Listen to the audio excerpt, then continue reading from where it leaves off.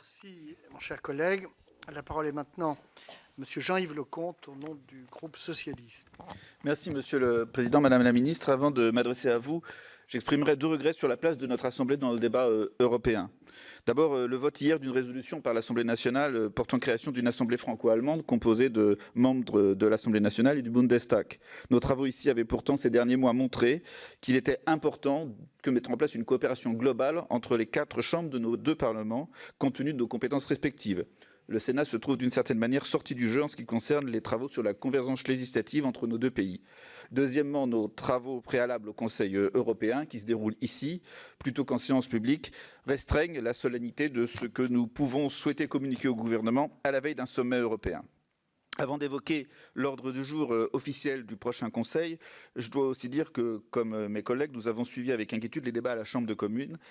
Personne ne sortira gagnant de la situation actuelle et on a le sentiment que le take back control est complètement out of control aujourd'hui. Économiquement, compte tenu de nos interdépendances, nous sommes tous inquiets. Mais c'est aussi en relation à la source du projet européen, la paix et sa consolidation, que nous pouvons avoir des inquiétudes. Pour nous, on pense instinctivement à la paix entre la France et l'Allemagne, mais pour d'autres Européens, c'est aussi la paix dans les Balkans ou la paix en Irlande, que le no deal n'ait été dans ces conditions évité que de quelques voix hier donne froid dans le dos. La tribune d'Emmanuel Macron aux citoyens européens, en quelque sorte l'Europe c'est moi, rappelant à nos partenaires un peu Louis XIV et un peu Bonaparte, n'a pas toujours été appréciée. De la CDU à Westminster, les réactions furent pour le moins mitigées et les effets contre-productifs. Au moment où il faudrait redoubler d'ambition quant aux ressources propres de l'Union européenne, d'un budget spécifique de la zone euro, rien de bien concret dans les propositions formulées, comme si sur cette question le président avait déjà perdu toutes ses ambitions et toutes ses illusions. Au moment où il faudrait passer de la multiplication il faudrait éviter la multiplication des politiques européennes pour définir des outils démocratiques permettant aux citoyens de mieux contrôler les politiques européennes, les citoyens sont invités dans ces tribunes à rester des citoyens des États membres, des sujets des États membres.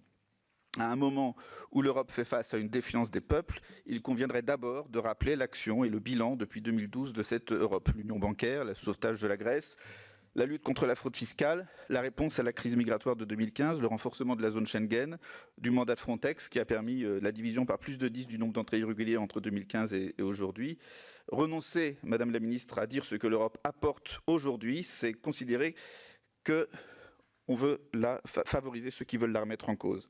Enfin, la proposition d'une offre pro-européen, pourquoi pas? Mais quand la dernière actualité en France nous inquiète sur la pérennité du principe de l'indépendance de l'OFPRA, je crois d'abord qu'il faut qu'on s'occupe de la France.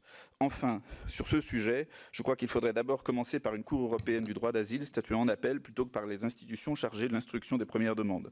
Et enfin, je n'évoque pas ici le manque de solidarité que nous avons eu envers l'Italie en ayant la vision la plus restrictive possible de l'usage des procédures de Dublin. Mais je note avec intérêt la proposition d'interdire le financement des partis politiques européens par des puissances étrangères. Pour ce qui concerne la France, nous l'avions inscrit à l'initiative du groupe socialiste au Sénat dans la loi sur la confiance de la vie politique à l'été 2017. S'il s'agit du Conseil européen, point essentiel, les engagements climatiques européens. Depuis la COP21 de 2015, nous pouvons faire deux constatations. D'une part, le dérèglement climatique ne pourra pas exigera plus d'efforts que ce que nous pensions au moment de la COP21. Et deuxièmement, rien ne permet de penser que nous parviendrons aux résultats que nous nous étions fixés en 2015 au niveau mondial.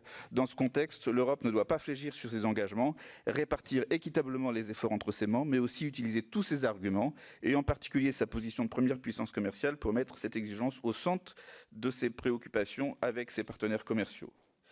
En matière de relations extérieures, à l'ordre du jour du Conseil, plusieurs remarques. Premièrement, il est déplorable que la France soit à nouveau perçue comme le frein à l'intégration européenne dans les pays candidats dans les Balkans.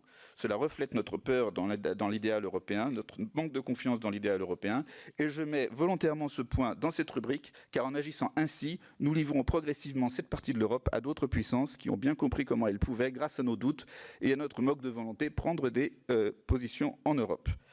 Les élections présidentielles en Ukraine, à la fin du mois, se déroulent dans un pays désorienté, désillusionné, où la population paye depuis 5 ans le fait de s'élever pour sa dignité et pour affirmer sa perspective européenne.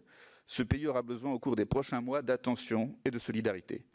Quant à nos relations avec la Turquie, l'indignation de ce qui se passe en matière de droits dans ce pays candidat à l'Union européenne ne doit pas nous conduire à abandonner les démocrates, les journalistes, les avocats, les universitaires qui comptent sur le dialogue entre la Turquie et l'Union européenne pour améliorer la situation et les défendre.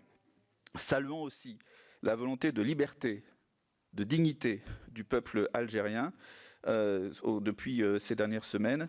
L'Union européenne doit pouvoir accompagner et répondre positivement sans avoir peur à ce mouvement, et c'est essentiel pour l'avenir de nos relations.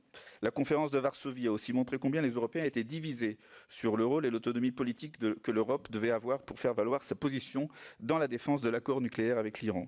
Nous ne pouvons pas subir ces atteintes à notre crédibilité sans être en mesure de réagir aussi fortement que les États-Unis sont prêts à sanctionner les entreprises européennes, même lorsqu'elles agissent dans le cadre du droit international.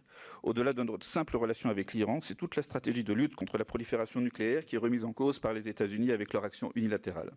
Enfin, au cours de ce Conseil, une vision d'ensemble de nos relations avec la Chine sera présentée.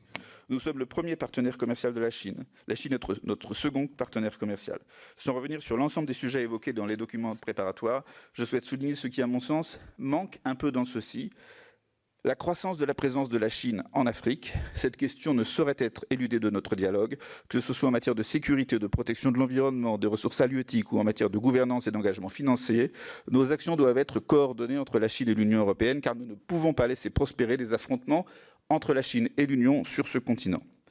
Madame la ministre, nous avons entendu les réactions de quelques-uns de vos collègues du gouvernement suite au refus de la fusion Alstom-Siemens.